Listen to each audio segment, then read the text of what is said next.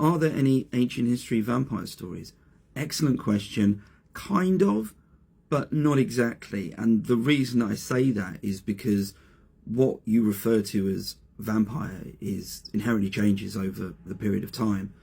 And by the sort of 19th century, you've got sort of Bram Stoker coming up with his portrayal, obviously, of a very famous vampire, Dracula. You've also got, at the earlier part of that century, you've got Polidori and his vampire. And then after that, you've got, vampires become quite a popular thing. You've got all sorts of different types of vampires, from, the ones in Buffy to What We Do in the Shadows. And, you've got lots of books. So you've got variations. And I think there's inherent difficulty in retrospectively trying to find exactly that type in antiquity. A great example being Christianity, the crucifix. You're not really going to find any sort of blood-sucking things running around in 5th century BC Athens that are afraid of a crucifix, for obvious reasons. But anyway, what I'll try and do is give you two sort of stories or accounts of, shall we say, supernatural entities that had a taste for the human.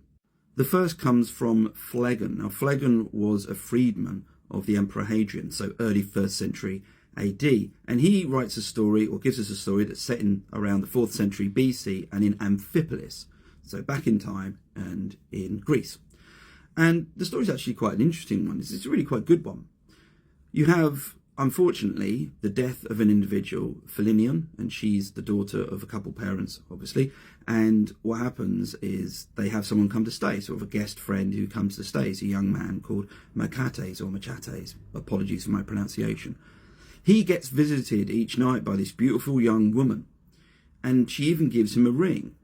Now, he tells the parents about this, and they're outraged, because that's the ring of their daughter, Philinion. But of course, she's dead, so it can't be hers, could it? So they think it's a grave robber. So we're going to catch the individual who's done this. So what they do is they say, well, when she visits you at night, make sure you send us a warning or something so we can come in and catch the robber, or catch whoever the person is that's got this ring from our daughter's grave. And you can guess what happens. They come in the room, and lo and behold, it's actually their daughter. And their daughter has a real go at them, says, oh, you're going to have to see your daughter die twice now. And she drops dead. And what happens after that is that they get experts in to sort of go to her tomb, where they apparently can't find the body, but they form some sort of purification rituals and lay whatever it is to rest. Now, obviously, there's not an implication that this, let's say, Philinion was after his neck, but I think the implication is there that she was going to do something which wasn't going to be exactly pleasant. Perhaps Machates might have found himself on the menu. The second one feels a bit more vampire, and it comes to us from Philostratus, and he wrote a life of Apollonius, who was a philosopher in the 1st century AD. And apparently Apollonius got up to sort of some incredible feats and did some amazing stuff, and one of them involves a Lamia, sometimes also referred to as an Empusa. An Empusa and Lamia, they were the sort of characters, supernatural entities, who were said to feast on young men. And it's this one sort of set within the framework of philosophy versus, your desires, your wants. Because he's got this young friend called Menippus, and Menippus is telling him that he's met this incredibly wonderful woman. She's exotic, she's Phoenician, and, she's promising him everything. And would he come along and meet her? And, of course, Apollonius raises an eyebrow, goes along and meets them, and has a sort of confrontation.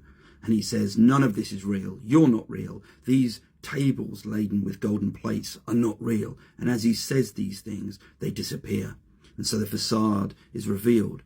And you have the Empusa or the Lamia sort of begging him to stop. And he says, no, you've got to tell me exactly what you're up to. And she admits that her plans were fattening him up, fattening Menippus up, so she could then feed on him. And of course, this is all checked by the wonderful Apollonius, who, prevents all of this happening.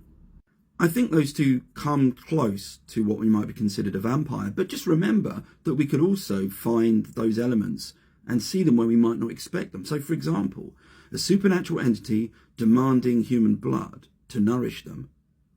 Welcome Achilles. Achilles, at the end of the Trojan War, will not let the Greeks leave. His shade appears above his funeral mound and says, I want Polyxena, I want her blood. And it's one of the most awful Greek vases you'll ever see, but it's her sacrifice.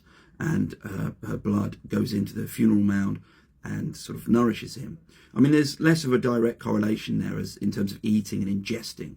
This is more about honouring and appeasing. But you've still got those elements there that you could kind of form a sort of vampirific motif around. Anyway, I'm sure there are others, and if there are any others, people stick them in the comments, mention them, because I've just come up with these two because I've been reading up on it recently.